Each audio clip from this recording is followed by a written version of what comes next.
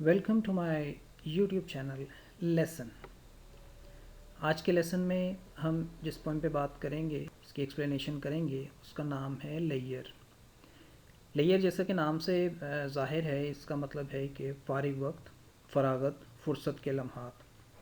और ये पॉइंट लिखी है विलियम हेनरी डेविस ने। इससे पहले कि हम इस पोइम की लाइन बाय लाइन ट्रांसलेशन करें, एक्सप्लेनेशन करें, आइए इसके कोई मेन पॉइंट्स पर बात करते हैं। सबसे पहली बात ये तो ये है कि इस पोएम में पोइट ने ज़ोर इस बात पर दिया है कि मॉडर्न मैन की लाइफ इतनी ज़्यादा मैकेनिकल हो चुकी है, वो रूटीन इतनी मशीनरी वाली हो चुकी है कि उसको नेचर की ब्यूटी जो है वो नज़र नहीं आती। उसके पास उतनी फुर्सत नहीं है कि वो उसको नेचर को एंजॉय कर सके, फितरत को एंजॉय कर सके। फिर पोइट जो है वो इस बात पर अफसोस का भी इजहार करता है कि नेचर जो है उससे बहुत कंफर्ट हासिल हो सकता है, उससे बहुत सूदिंग इफ़ेक्ट्स हासिल हो सकते हैं, लेकिन हम अपने मटेरियलिस्टिक परसूट्स में इतने ज़्यादा बिज़ी हैं कि हमारे पास फुर्सत ही नहीं है कि हम फितरत को एंजॉय कर सकें।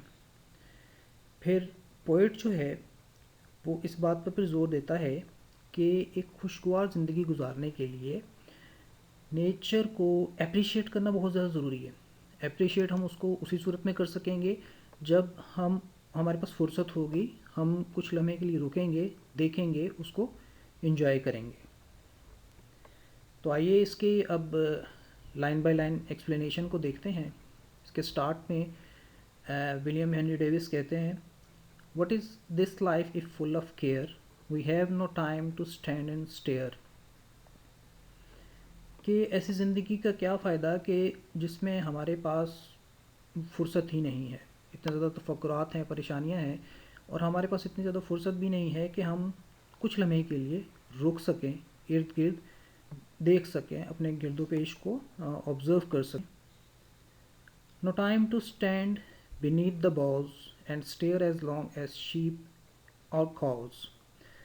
पाउस कहते हैं दरख्त की शाखों को, वो भी नेचर का एक हिस्सा है। तो पोइट्री कहते हैं कि हमारे पास इतना टाइम भी नहीं है कि हम दरख्त की शाखों के नीचे खड़े हो जाएं कुछ लम्हे के लिए।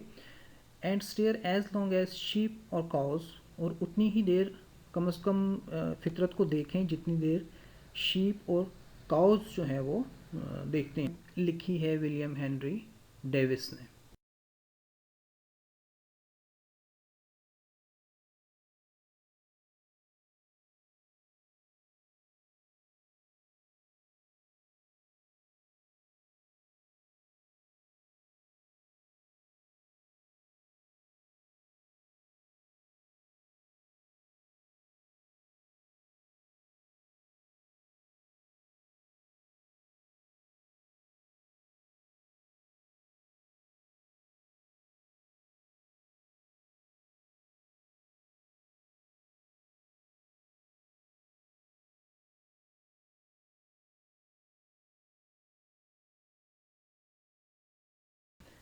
No time to see when woods we pass, where squirrels hide their nuts in grass.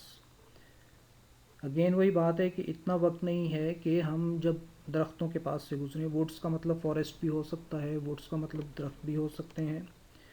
हमारे पास इतना टाइम भी नहीं है कि हम जब उनके पास से गुजरें तो हम देखें कि स्क्विरल्स जो हैं, गुलहरियाँ जो हैं छोटी छोटी, किस तरह से ग्रास में अपने नट्स को हाइड करती हैं, छुपाती हैं। अब ये भी एक फितरत का बड़ा हसीन मंज़र है जिससे हम डिप्राइव हो चुके हैं। No time to see in broad daylight, streams full of stars like skies at night.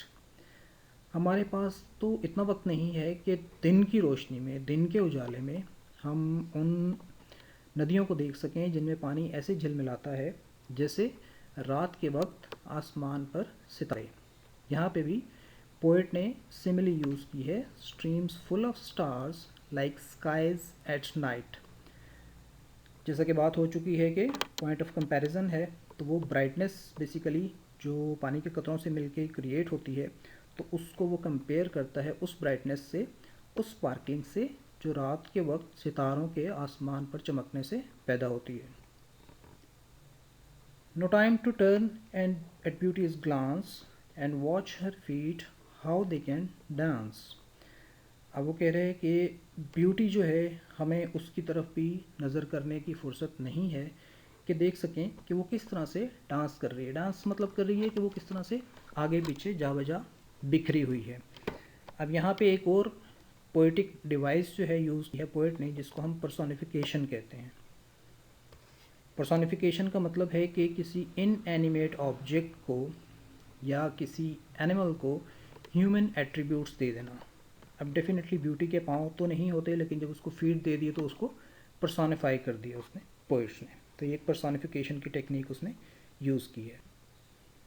No time to wait till her mouth can enrich that smile her eyes began. Sorry. तो again वो उसी personification को लेके आगे बढ़ रहा है कि इतना टाइम नहीं है कि जो ब्यूटी के माउथ से जो स्माइल स्टार्ट हुई है और वो उसकी आँखों तक पहुंचती है। मतलब ये है कि जा बजा जो ब्यूटी है, ब्यूटी ऑफ नेचर है, हमें नज़र आनी चाहिए, वो हमें नज़र नहीं आ रही। A poor life this if full of care we have no time to stand and stair.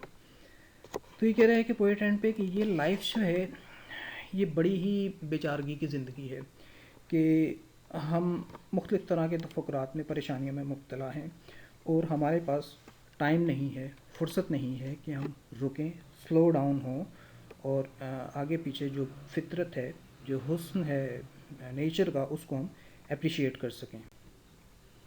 Main themes की बात करते हैं इसकी एक्सप्लेनेशन के बाद कि एक तो इसने पोइट ने रिचनेस ऑफ नेचर की बात की है कि नेचर जो है वो बहुत ज़्यादा रिच है, तब हर तरफ बिखरी हुई है, इन अबंडेंस है हमारे इर्द गिर्द।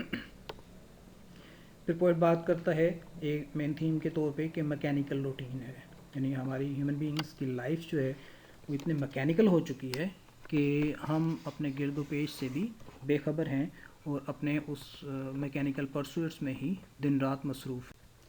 इससे पहले कि हम इस पोएम की लाइन बाय लाइन ट्रांसलेशन करें, एक्सप्लेनेशन करें, आइए इसके कोई मेन पॉइंट्स पर बात करते हैं।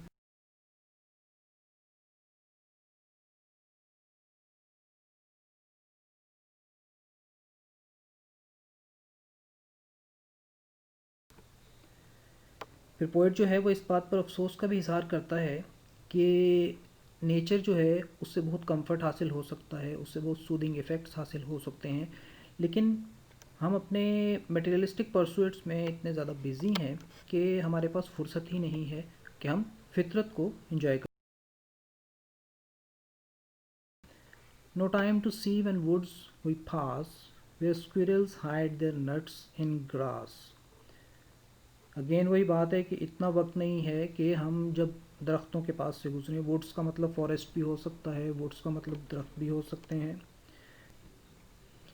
मेन थीम्स की बात करते हैं इसकी एक्सप्लेनेशन के बाद कि एक तो इसने पोइट ने रिचनेस ऑफ नेचर की बात की है कि नेचर जो है वो बहुत ज़्यादा रिच है, तब हर तरफ बिखरी हुई है, इन अबंडेंस है हमारे इर्द गिर्द।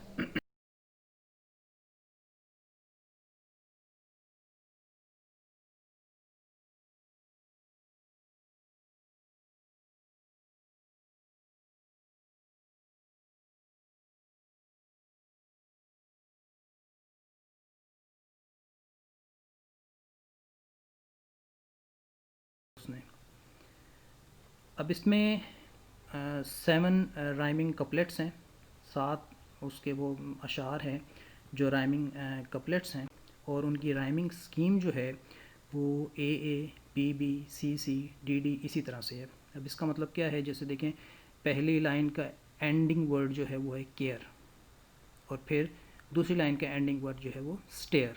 इसको हम ए कह देते हैं कि इनकी आपस में राइमिंग स्कीम एक है। फिर थर्ड लाइन है वो एंड हो रही है बाउस पे और फोर्थ लाइन काउस पे। अब ये बाउस और काउस का केयर और स्टेयर से कोई लेना देना नहीं है, तो ये बाउस और काउस आपस में राइमिंग है तो इनको हम बी कह देते हैं।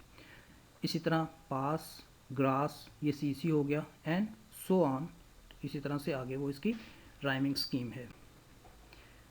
ये थी पोएम हमारी लेयर, जिसकी एक्सप्लेनेशन करने की मैंने कोशिश की। उम्मीद है आपको समझ आ गई होगी। फिर भी अगर आपके कोई क्वेश्चंस हो, कोई चीज़ समझ ना आई हो, you can always ask the questions in comments, and please do like my channel and do subscribe it. Thank you very much.